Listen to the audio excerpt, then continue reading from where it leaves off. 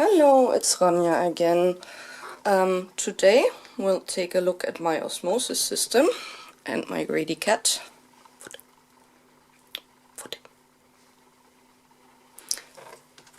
Just to entertain you a little bit, Germany has increased the lockdown time to end of April, so we'll have to find something to amuse ourselves at home, which is not that much big of a problem for an introvert like me. And since I need to water my orchids again, and I water exclusively with osmosis water that I add fertilizer to, I need to make some more water.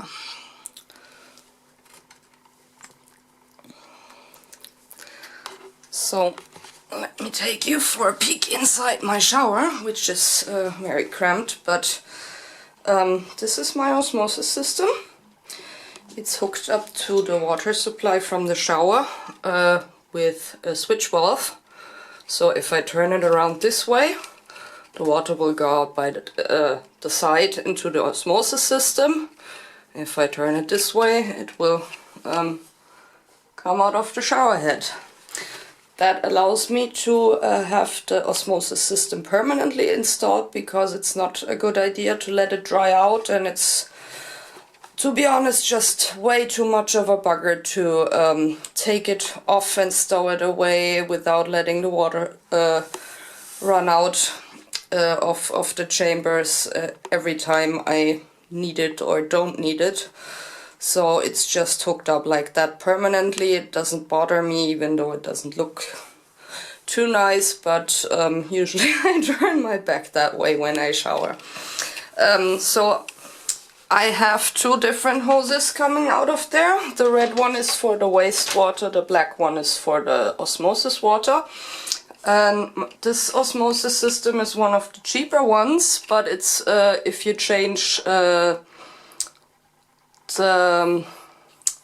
thing that regulates the flow, it's actually pretty efficient and comes out to about 1.5 liters of wastewater for every liter of osmosis water, so it's quite eco-friendly because it doesn't waste too much water. I've had it for 5 or 6 years now. I've never changed the filters, and it still comes out at about 10 parts per million, so it's fine.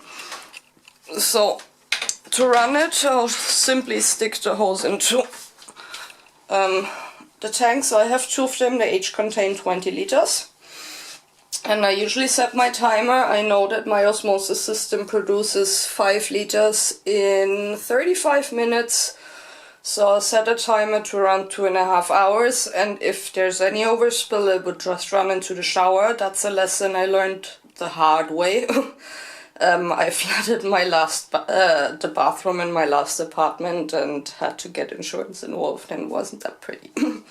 Because I didn't have it set up in the shower, and it overflowed onto the bathroom floor and dripped down into the neighbor's apartment below me, so that's not very fun. To run a pressureless osmosis system, you should always turn the water on to the coldest setting, because the colder it is, the more efficient the osmosis system will run. And on the highest pressure possible. Because since this doesn't have a pressure increasing pump, it needs the pressure from the house water system, and yeah, that's pretty much it. So to show you how much water comes out of it,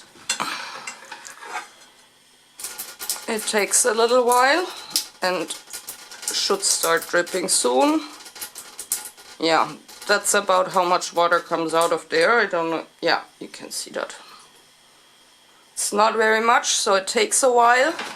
But I'm not using my shower more than half an hour or an hour at a time, so that's actually fine.